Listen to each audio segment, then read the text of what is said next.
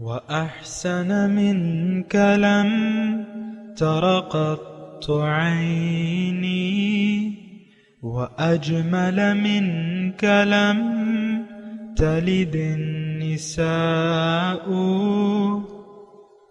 خلقت مبرأ من كل عيب خلقت مبرأ من كل عيب كأنك قد خلقت كما تشاء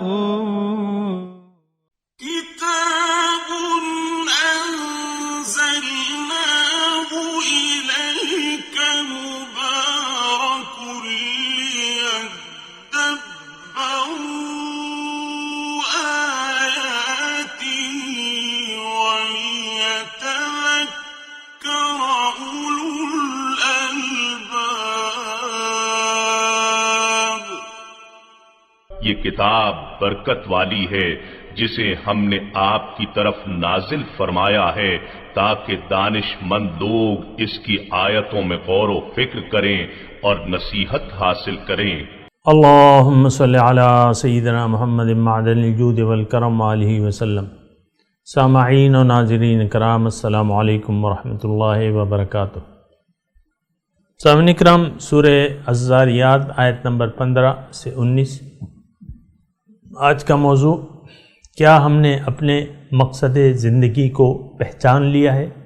اس کے ساتھ آج کے درس کا آغاز کرتے ہیں. سب سے پہلے گزشتہ سبق کا اعادہ ہوگا.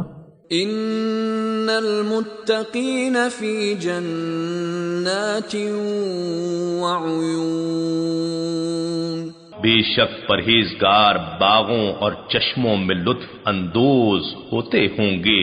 آخذین ما آتاہم ربهم انہم كانوا قبل ذلك محسنین،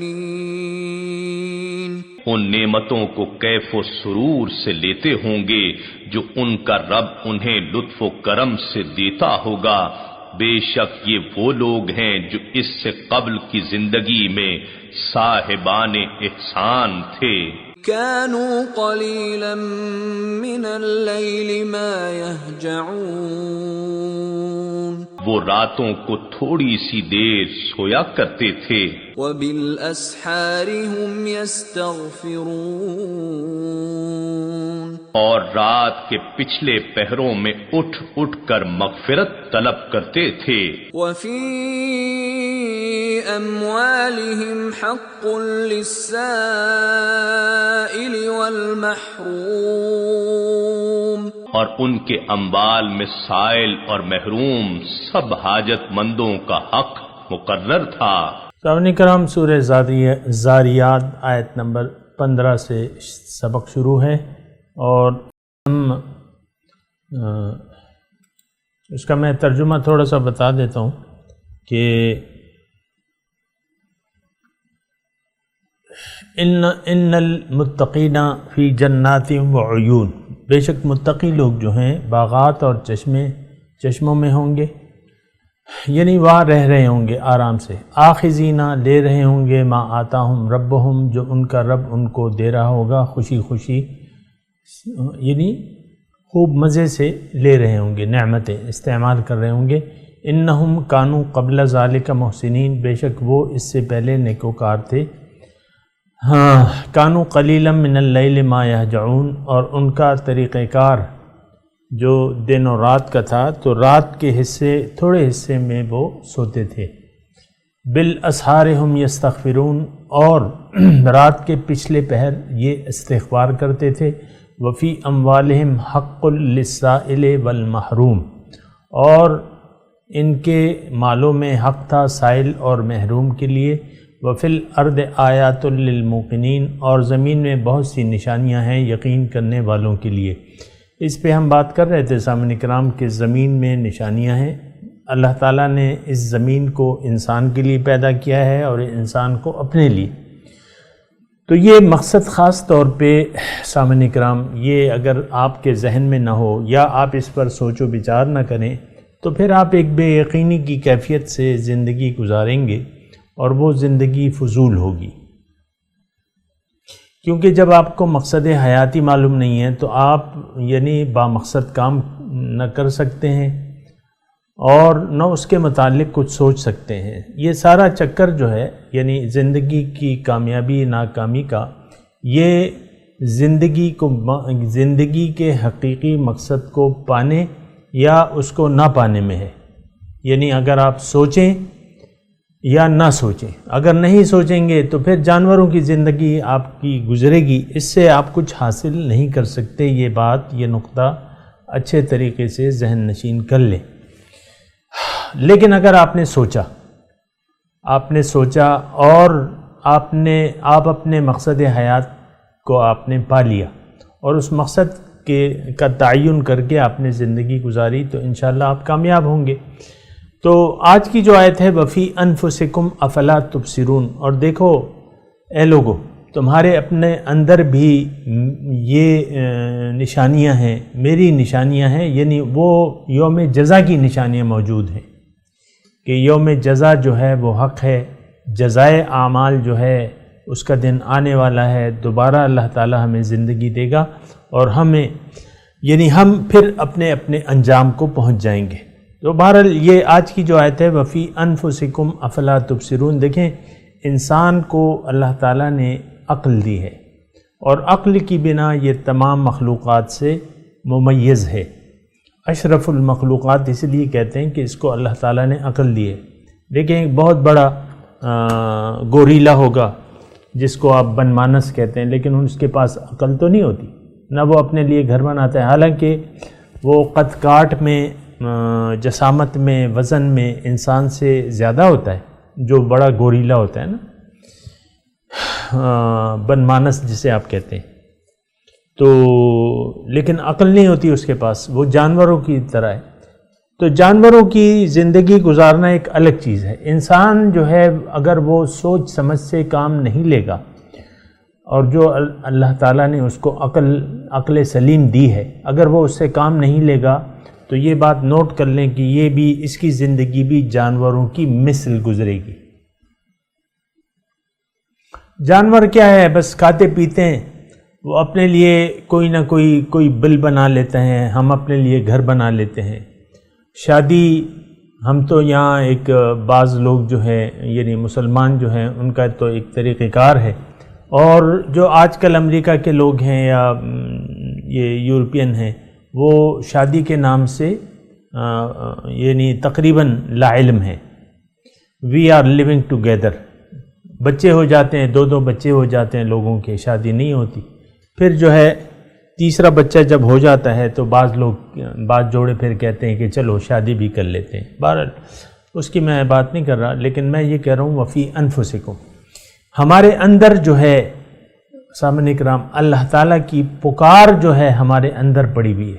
ایک بات جو ہے یہ نوٹ کر لیں سامعین کرام، ہر مشکل وقت میں ہمارا خالق ہمیں یاد آتا ہے، ہم اس کی طرف رجوع کرتے ہیں، یعنی جو بھی ہوتا ہے اور اسی کو پکارتے ہیں۔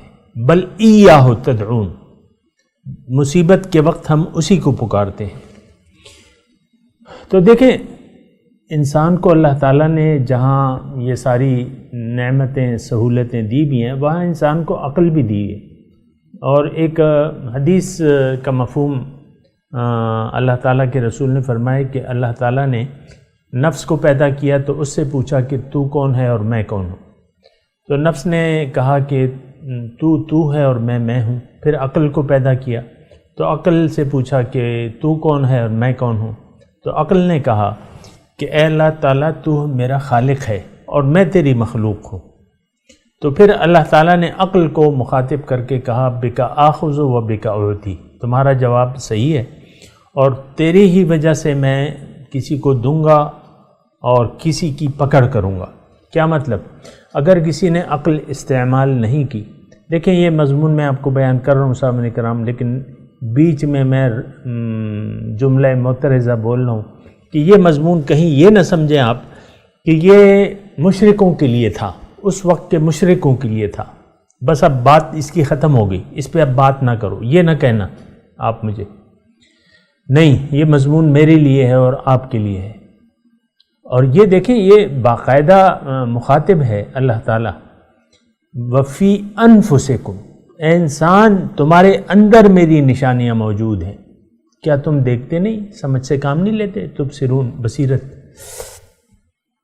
تو خیر بہرحال میں اپنی بات شروع کرتا ہوں۔ جو عقل کی میں بات کر رہا تھا، بکا آخذ و بکا ہوتی، تیری وجہ سے میں کسی کی پکڑ کروں گا اور تیری وجہ سے میں کسی کو انعامات دوں گا۔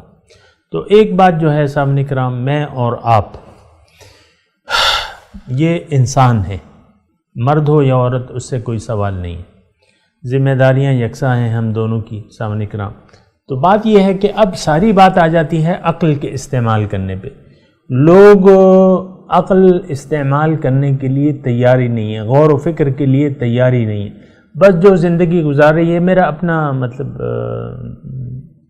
یعنی تجربہ بھی ہے، باتیں میں کر رہا تھا اور ایک بامقصد زندگی کی میں بات کر رہا تھا، تو حاضرین میں سے ایک نے کہا کہ بھئی یہ تو ہم بات آپ کی سن رہے ہیں اور ٹھیک بھی ہے، لیکن کیا ہم جیسی زندگی گزارتے چلے آ رہے ہیں اب تک، اسی طریقے سے اگر ہم زندگی گزاریں، یعنی کوئی اپنا مقصود نہ بنائیں اور آپ کی طرح یعنی آپ جیسے کہہ رہے ہیں دین کو اللہ کے لیے خالص نہ کریں، بلکہ کلمہ پڑھ کے اپنی نماز روزہ، تو اس میں کیا برائی ہے؟ یعنی اس طرز عمل میں کیا برائی ہے؟ یہ اس کا سوال تھا۔ تو ایسا سوال ہوتا ہے، ایسا سوال ہے، اور ہم سب ایک روایتی انداز سے زندگی گزارنا چاہتے ہیں، اور میں بعض اوقات مشاہدہ ذرا اس سے بھی زیادہ ہے۔ ایک آدمی تھا، تو اس سے میری بات چیت ہوتی رہی۔ میں نے کہا کہ بھئی تم اللہ کو منزل بنا کے بنانے کے لیے ایک مرشد کو ڈھونڈ لو، ایک استاد کو ڈھونڈ لو۔ تو اس نے جو ہے ایک ایسے استاد کو پکڑ لیا جو خود سنت رسول سے ناواقف تھا یا اس پر عمل نہیں کرتا تھا۔ تو نتیجہ کیا تھا کہ جو یعنی داڑھی شریف اس نے چھوڑی تھی، تو وہ مرشد نے اس سے کٹوا دی کہ بھئی جس طرح لوگ زندگی گزار رہے ہیں، دیکھیں میں مرشد کی بات کر رہا ہوں، جو ڈبہ بیر ہوتے ہیں نا، کہ بھئی لوگ، اس نے یہ کہا کہ بھئی لوگ جس طرح زندگی گزار رہے ہیں اس طرح زندگی گزارو۔ اور اس مرشد کا حال یہ تھا کہ جب نماز کا وقت ہوتا تو وہ لوگوں سے کہتا جاؤ ہم نماز پڑھ کے آ جاؤ، اور وہ بیٹھا رہتا۔ یعنی ایسے بھی یعنی لوگ موجود ہیں، لیکن میں اپنے مضمون کی طرف آتا ہوں کہ ہمارے اندر جو ہے ایک اللہ تعالیٰ کی نشانی ہے، اور سب سے بڑی اللہ تعالیٰ کی نشانی جو ہے کہ اللہ تعالیٰ نے ہمیں عقل و فکر دی ہے۔ دیکھیں اس عقل کی بنا پہ آپ جو مادی ترقی کر رہے ہیں، اس کی بنیاد آپ کے وہ عقل ہی ہے جو اللہ تعالیٰ نے آپ کو دی ہے۔ ہوا میں اگر سینکڑوں فٹ کی بلندی پر آپ 700-800 لوگوں کو، 1000 لوگوں کو لے جا رہے ہیں اور ہوائی سفر کر رہے ہیں، تو یہ عقل آپ کو کس نے دی ہے؟ یا سڑک پہ، موٹر وے پہ آپ 120-140 کی گاڑی میں بیٹھ کر سفر کر رہے ہیں، تو یہ عقل آپ کو کس نے دی ہے؟ سمندروں کا سینہ چیر رہے ہیں، بڑے بڑے جہاز ہیں کنٹینر کے، آپ دیکھیں یہ عقل آپ کو کس نے دی ہے؟ کیا کوئی ایسی ہستی ہے؟ اور تو بہرحال اللہ کی نشانیاں جو ہیں، دیکھیں اس سے ایک بات جو ہے، یعنی اس تمام گفتگو سے ایک بات جو ہے لازمی آپ کے سامنے آنی چاہیے کہ اللہ تعالیٰ نے ہمیں یہ تمام کائنات، دیکھیں یہ عقل و فکر سے اگر آپ کام لیں گے، جو عقل اللہ تعالیٰ نے آپ کو اور مجھے دی ہے، اس سے اگر ہم کام لیں گے تو ہم یہ سوچنے، یعنی ہم یہ تسلیم کر لیں گے، عقل یہ تسلیم کر لے گی کہ یہ کائنات میرے لیے ہے۔ پھر عقل یہ بھی تسلیم کرتی ہے کہ دنیا مقصد نہیں ہو سکتی، کیونکہ اس کو آخر کار چھوڑ کے جانا ہے اور سب کچھ رہ جانا ہے۔ عقل یہ کہتی ہے کہ اس زندگی کا ایک انجام ہونا چاہیے، عقل یہ کہتی ہے کہ اس زندگی کا کہ اچھوں کو ان کی اچھائی کا اور بروں کو ان کی برائی کا بدلہ دے دیا جائے۔ عقل یہ کہتی ہے، تسلیم کرتی ہے کہ ایک دن ایسا ہونا چاہیے کہ اس کا آخری انجام سامنے آ جائے۔ ابھی میں دوپہر کو پڑھ رہا تھا، نازیوں نے، جرمنی نے یعنی لاکھوں انسانوں کو قتل کر دیا. تو اب یہ ہے نا کہ وہ قاتل اگر بے گناہ تھے تو ان کی سزا تو یقیناً باقی ہے پھر. یا کسی نے کسی انسانی زندگی کو بچایا، کسی کی مدد کی، کسی کو ہلاک ہونے سے بچایا، کسی کو بھوکے رہنے سے بچایا، کس کا علاج کروا لیا، مثال کے طور پہ عرض کر رہا ہوں، کسی کو چھت مہیا کر دی، تو اس کی اچھائی کا اس کو اجر نہیں ملے گا؟ کہاں ملے گا؟ بہت سے برائی کرنے والے بغیر اپنے انجام کو پہنچے وفات پا جاتے ہیں. بہت سے نیکوکار جو ہیں ان کو حقیقی اجر تو نہیں ملتا، اور ساری زندگی جو ہے عام طور پہ تو مومن کے تو تصور میں بھی نہیں ہوتی، یعنی ان کا مقصود دنیا تو ہوتا ہی نہیں ہے. جد و جہد کرتے کرتے جو ہے وہ اپنے رب کے پاس چلے جاتے ہیں. لیکن ہم جو آیت پڑھ رہے ہیں وفی انفسکم، تمہارے اندر میری نشانی ہے. اب جہاں تک ہمارے اندر کی نشانیوں کا تعلق ہے تو دیکھیں، ہمارا تو تمام وجود اللہ تعالیٰ کی ذات کا محتاج ہے. ہماری جب ابتدا ہوئی، میری جب ابتدا ہوئی تو میرا تو یعنی پیدائش سے 1 سال پہلے میں کہاں تھا؟ اپنے باپ کی صلب میں تھا. ٹھیک ہے، تو اس میں پھر وہ یعنی رحم مادر میں نے پرورش پائی، اور پھر اللہ تعالیٰ نے مجھے وہاں بھی رزق کا انتظام کیا، پھر میری شکل و صورت بنائی، میرے تمام اعضاء جو ہے وہ برابر کیے. ایسا ہے کہ نہیں؟ بچہ جب عام طور پہ جب بچہ ماں جنم دیتی ہے بچے کو، تو کیا وہ ناقص ہوتا ہے؟ ہاں ہوتے ہیں ایسے، لیکن وہ کم ہوتے ہیں. تو اللہ تعالیٰ کا امتحان ہوتا ہے، کسی کا کیا نہیں ہوتا، کبھی کیا ہوتا ہے، کبھی کیا ہوتا ہے، لیکن عام طور پہ صحت مند بچہ جو ہے پیدا ہوتا ہے. تو وہ جو ہے آہستہ آہستہ جو ہے، اب وہ ابھی پیدا ہوا نہیں ہے اور ماں کے سینے میں اس کی غذا اللہ تعالیٰ تیار کر رہا ہے. تو یہ کون ہے؟ یہ سارا سسٹم. پھر دیکھیں، میں اب مثال کے طور پہ بچہ تھا، ماں کے پیٹ سے نکالا گیا. ٹھیک ہے، پھر اللہ تعالیٰ نے مجھے میری غذا کا درجہ بدرجہ اس نے انتظام کرتا رہا تھا. دانت نہیں تھے، دانت آ گئے، اور قوا جو ہے جو مزمحل تھے وہ مضبوط ہو گئے، جو ٹانگیں کمزور تھیں، بچے کی ٹانگیں سب کچھ کمزور ہوتا ہے. آہستہ آہستہ جو ہے میں بڑا ہو گیا. پھر جو ہے اب یہ ہے کہ زندگی کی 62 بہاریں میں دیکھ چکا ہوں. تو اس میں میری تربیت کون کر رہا ہے؟ مجھے صحت کس نے دی ہوئی ہے؟ میرا جسمانی نظام، جب میں بیمار ہوتا ہوں مجھے صحت کون دیتا ہے؟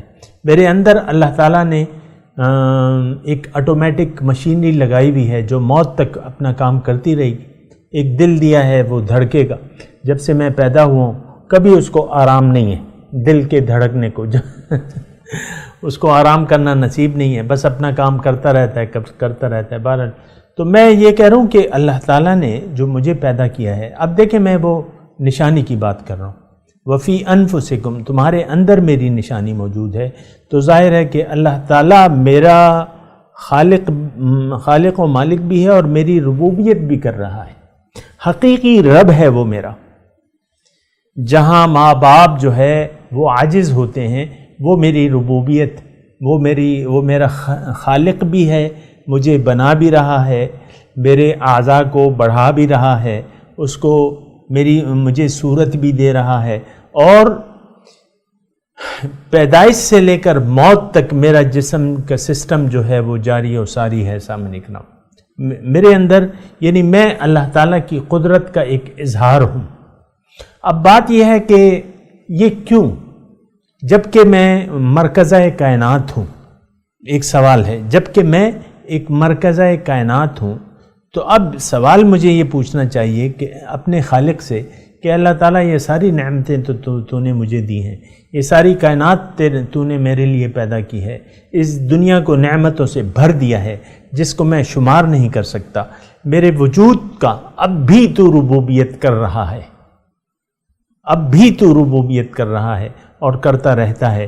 مجھے یہ بتا اے اللہ تعالیٰ کہ میں نے کیا کرنا ہے، وہ اصلی کام کیا ہے جس کے لیے تو نے یہ تمام کائنات میرے لیے پیدا کی، پھر مجھے پیدا کیا اور اس دنیا کو نعمتوں سے بھر دیا، میں نے کیا کرنا ہے، میرا کیا کام ہے؟ جو میری ضروریات ہیں وہ تو میں کر رہا ہوں، کھانا کھا رہا ہوں، سبق پڑھ رہا ہوں، دنیاوی کاروبار کے لیے تعلیم حاصل کر رہا ہوں، جو ضروریات ہیں، نسل کے لیے میں نے شادی کر لی، جو میری جسم کی ضرورت بھی تھی اور میری آئندہ کی نسل کے لیے بھی وہ بھی ہو گیا، گھر بھی تو نے دے دیا اور مجھے کھلا پلا رہا ہے، مجھے کرنا اصل مقصد کیا ہے؟ یہ وہ سوال ہے سامعین کرام کہ وہ ہم نے پوچھنا ہے اپنے رب سے۔ اور افسوس کی بات یہ ہے کہ ہم یہ نقطہ سوچنے کے لیے تیار نہیں ہیں۔ میرا اپنا ذاتی مشاہدہ یہ ہے کہ مقصد حیات جاننے کی ہم کوئی ضرورت ہی محسوس نہیں کرتے۔ بھئی جیسے سب لوگ، میرے ابا تھے، میری اماں تھیں، اور جیسے سب لوگ جی رہے ہیں اس طرح جیو۔ جہاں تک اسلام کا تعلق ہے وہ تو ہم نے اپنی خواہشات کے تابع کر لیا ہے بس۔ دین اسلام سے، یعنی ہمارا جو تعلق ہے دین اسلام سے، یہ تو پک اینڈ چوز ہے کہ جو مرضی آتی ہے ہمارا، جو چیز ہمیں اسلام کی پسند آتی ہے اس کو لے لیتے ہیں، جو نہیں آتی اس کو چھوڑ دیتے ہیں۔ آپ بات سمجھ میں ہے؟ پھر ہمارے ساتھ ایک نفس امارہ ہے، وہ ہمیں یعنی گناہ کی طرف آمادہ کرتا ہے۔ گناہ کیا ہے؟ اللہ کو بھول جاؤ، میری مرضی کے مطابق زندگی گزارو، نفس ہمیں کہتا ہے، اور ہم اس کی پکار پر لبیک کہتے ہیں۔ اس کی پکار پر ہم لبیک کہتے رہتے ہیں، لبیک اے نفس لبیک، میں حاضر ہوں، تیرے علاوہ کوئی میرا خدا نہیں ہے، لبیک۔ یہ لبیک ہمیں کہنا چاہیے اللہ تعالیٰ کی ذات کو، لیکن ہم نفس کو لبیک کہہ رہے ہیں، دنیا کو لبیک کہہ رہے ہیں۔ دنیا کو ہم کہتے ہیں بڑے ہو کے کہ بس اب میں آ گیا ہوں اور اب میں خوب اے دنیا تجھ سے فائدہ اٹھاؤں گا، خوب کماؤں گا، خوب گلچھرے اڑا کے اور خوب مزے اڑاؤں گا، کہیں ادھر کی سیر، کہیں ادھر کی سیر، کہیں کھاوے، کبھی پہناوے، یہ میں سب کچھ کروں گا، اپنے جی کے ارمان نکالوں گا۔ استغفر اللہ، یہ دنیا دل کے ارمان نکالنے کی جگہ نہیں ہے سامنے کرام، یہ عبرت کی جا ہے، تماشا نہیں ہے۔ اس میں عبرت لیں۔ عبرت کیا ہے کہ آپ دیکھیں لوگ بے مقصد زندگی گزار کے جا رہے ہیں جہنم کا آگ بننے کے لیے، اور یہ میں حقیقت میں کہہ رہا ہوں، میں آپ کو قوم نوح اور قوم عاد کی مثال نہیں دے رہا، ابھی آپ کے گرد جو لوگ ہیں بہت سے اس میں دنیا دار ہیں، دعوے سے میں یہ کہہ رہا ہوں، کوئی اور چیز جانتے نہیں ہیں، اللہ کی یاد سے ان کے دل غافل ہیں۔ یعنی کیا مطلب؟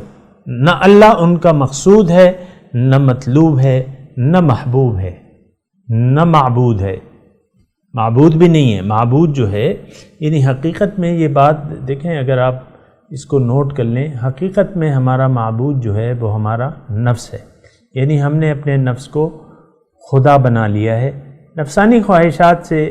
دین کو ہم قبول تو کیا ہے، لیکن یہ جو دین ہم نے اپنایا ہے یہ کیا ہے؟ یہ ہماری نفسانی خواہشات ہے، جو چیز ہمیں سوٹ کرتی ہے۔ داڑھی، میں نے مثال کے طور پہ کسی نے داڑھی رکھ لی تو اس کو نائی کو کہا بھائی داڑھی رکھو لیکن اس کو فرینچ کٹ بنا دو،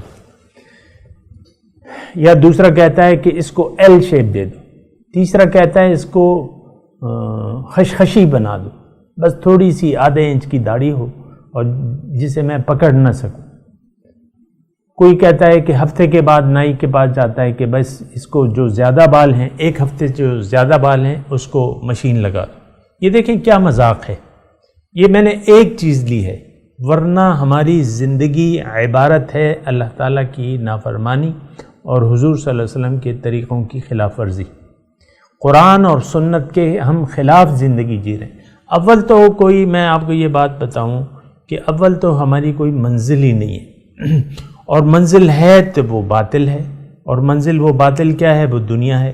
یہ آپ اچھے طریقے سے دیکھ لیں، آپ کے ارد گرد جو بھی لوگ ہیں تو تمام جو ہے ایک باطل زندگی گزار رہے ہیں۔ آج مسلمان امت جو ہے یہ ایک باطل نظریے پر، باطل عقیدے پر زندگی گزار رہی ہے، اور وہ باطل نظریہ کیا ہے کہ ظاہر، بس اسلام ہماری خواہشات کی تابع ہے، ہم جو مرضی آئے کریں۔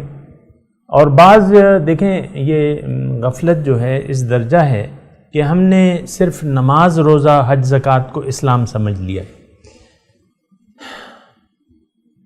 ایسی بات تو نہیں ہے۔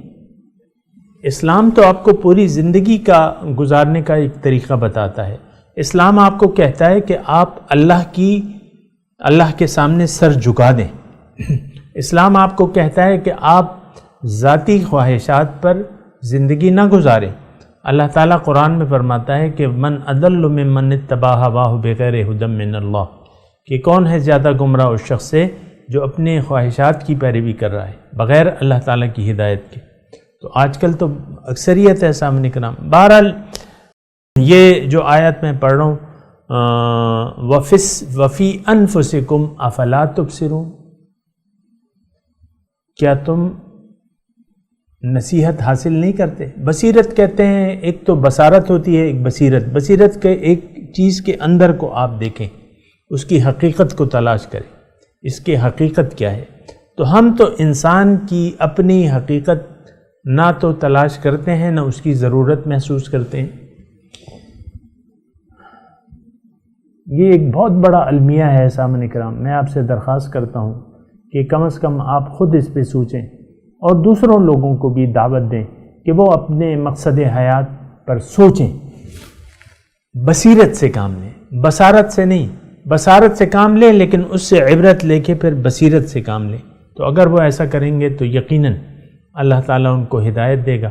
اللہ تعالیٰ نے ہدایت کے لیے قرآن اور اپنے رسول کو بھجوایا ہے۔ هو الذی ارسل رسولہ بالہدی ودین الحق، ہدایت اور دین حق کے دے کے اللہ تعالیٰ نے اپنے رسول کو بھجوایا ہے۔ تو بہرحال یہ مضمون جاری ہے سامعین کرام، میں تلاوت کرتا ہوں، میرے ساتھ دہرائیے۔ اعوذ باللہ من الشیطان الرجیم، بسم اللہ الرحمن الرحیم، ان المتقین فی جنات وعیون،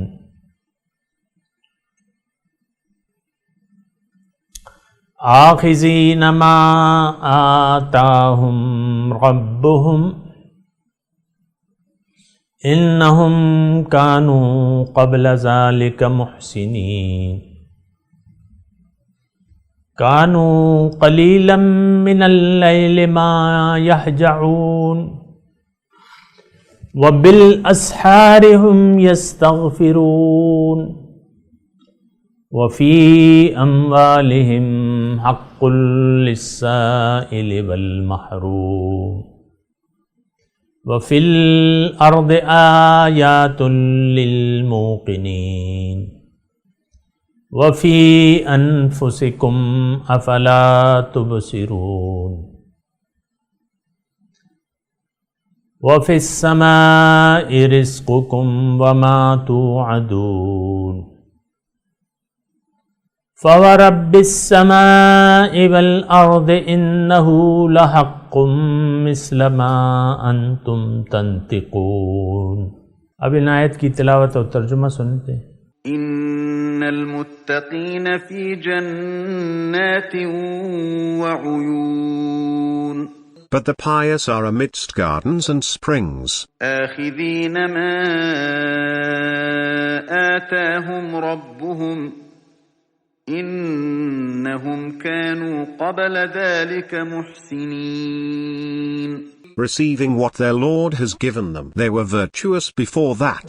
كانوا قليلا من الليل ما يهجعون، They used to sleep a little at night, وبالأسحار هم يستغفرون، and at dawn they would pray for pardon.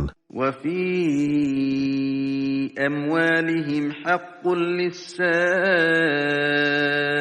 والمحروم، And in their wealth there was a share for the beggar and the deprived. سامعین کرام، اس کے ساتھ ہی آج کے درس کا وقت اختتام کو پہنچا۔ اگلے درس میں انشاءاللہ ملاقات ہوگی۔ وآخر دعوانا ان الحمدللہ رب العالمین، والسلام علیکم ورحمۃ اللہ وبرکاتہ۔